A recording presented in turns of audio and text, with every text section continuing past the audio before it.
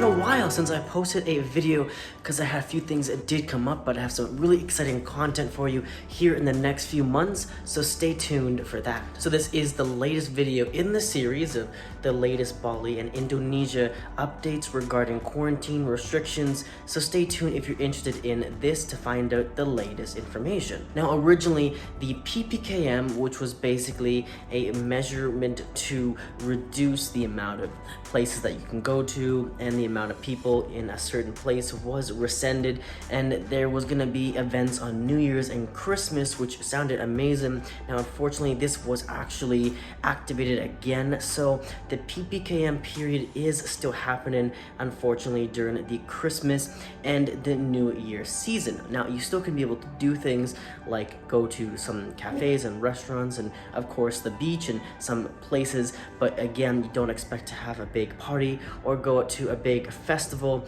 as that will not be happening due to the ppkm and the new Omicron variant of COVID that has been discovered in the latest few months. Now the quarantine period has again changed. It seems to change every few weeks and goes down and goes up, and now it is officially 10 days. It used to be 3, then 5, and now it is back at 10 days, which is 9 nights. So the first day you arrive will be considered as day 1 of your quarantine, so you will leave 9 nights later as long as you have received the 2 negative PCR tests. Now also some recent changes as well into the system of when you do come into the airport in Jakarta. Now originally you would get your PCR test, your first PCR test, at your first hotel that you would be staying at. Now that is again different. Now you have to go and get your first PCR test at the airport. They do provide this free of charge. You don't have to pay anything for it, but you do have to wait 2 hours after to get the results before you can leave the airport to go to your quarantine hotel, and that is a new thing that changed. That was different in the previous months. Now they've also added some new checkpoints, and you need to show all of the new documents that they requested, and if you have any questions about those are down in the video description of all the current documents you need.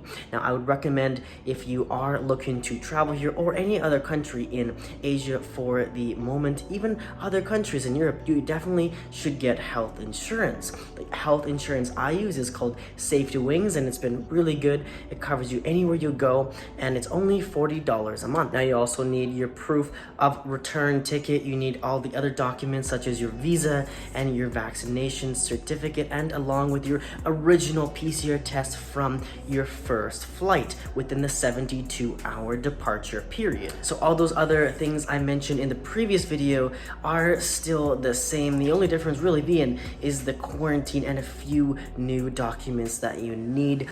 But as far as everything goes, the quarantine is still 10 days, and it's going to be like this probably until January or the new year, and it might go up or go down. And there have been talks about the border being changed or closed, but that has yet to happen, so it probably won't happen within the next few weeks or month, I would even assume. But if you are planning on coming here, definitely be aware that these things can change at any time. Now if you're looking to go to another holiday destination and don't want to quarantine for 10 days, Thailand has a pretty good system. You can register to stay in a certified hotel by the government for 1 day while you await your PCR test result, and then you are free to go. Whereas Indonesian, the quarantine here is 10 days, so that is the difference. But again, it just depends on where you want to go and how much you are looking to quarantine and how much time you have for your vacation. Now again, you can choose the hotel quarantine you want to do. Again, the hotel list is below in the description, and there are some more fancier ones that you can choose to pay more to get maybe some better food or better service. But if you want to choose a decent hotel and a good hotel, there's also those listed in the description below too. It really just depends on what you are looking for, how much you're willing to spend,